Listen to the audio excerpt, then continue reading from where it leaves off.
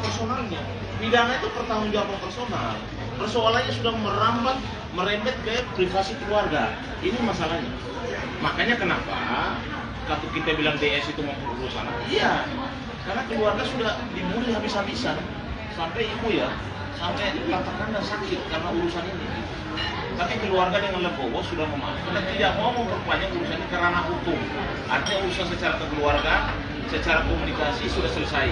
Di sini ya, ini keluarga yang memutuskan, bukan dari kuasa hukum kami. Kami sebagai kuasa hukum keluarga juga udah pasti mengikuti apa yang menjadi keputusan daripada keluarga.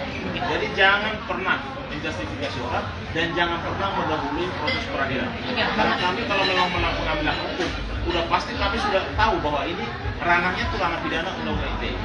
Bang Ari sama Kamaya sendiri otomatis mengenal sosok Feral dan Atala kan. Menyangka nggak sih kalau mereka berbuat seperti itu, atau mungkin ada yang memprovokator sampai akhirnya mereka berbuat seperti itu? Nanti kita ngomong soal provokator. Kalau saya sendiri, Pak boleh kencengan lagi suaranya? Soalnya mic-nya pada jauh. Kalau saya sendiri nggak punya sangka buruk sedikitpun ya sama Feral sama Atala. Mereka itu kan anak SMA, wajar-wajar aja kalau mereka itu emosi melihat Feral adanya mungkin yang seperti apa, mungkin punya apa, atau babak dulu atau apapun gitu. Nah, ketika kita mah maunya awal kita pernah menjadi keluarga, kita harus berpisah yang kita baik-baik gitu. Aku nggak punya sangka buruk sama sekali sama Feral sama Atala. Mereka kan baik juga. Bang Ari mungkin ada, berarti tidak menyangka ya kalau misalnya mereka atau mungkin ada orang di balik itu semua. Nah, yang pasti ini saya mau sampaikan ya, buat edukasi juga kepada masyarakat dan para advokat khususnya. Tidak terkecuali apakah dia junior seperti saya atau senior. Artinya melihat ya fenomena yang sedang viral saat ini. Yang sebenarnya urusannya adalah urusan rumah tangga.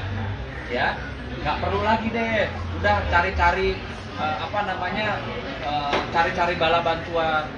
Kayak saya juga sangat menyayangkan. Ya, ada seorang pengacara senior yang ada di pihaknya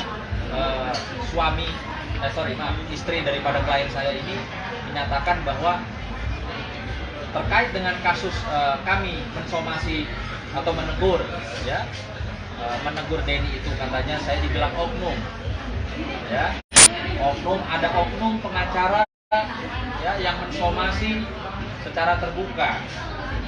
Sekarang pertanyaan saya, kok bisa pengacara senior seharusnya yang membimbing kami sebagai yang junior ini menyatakan kami itu oknum?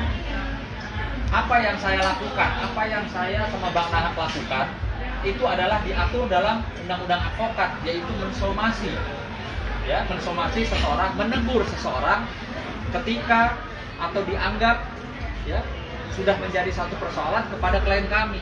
Kami melakukan itu loh, melakukan tugas sebagai advokat. Kenapa dibilang kami ini oknum?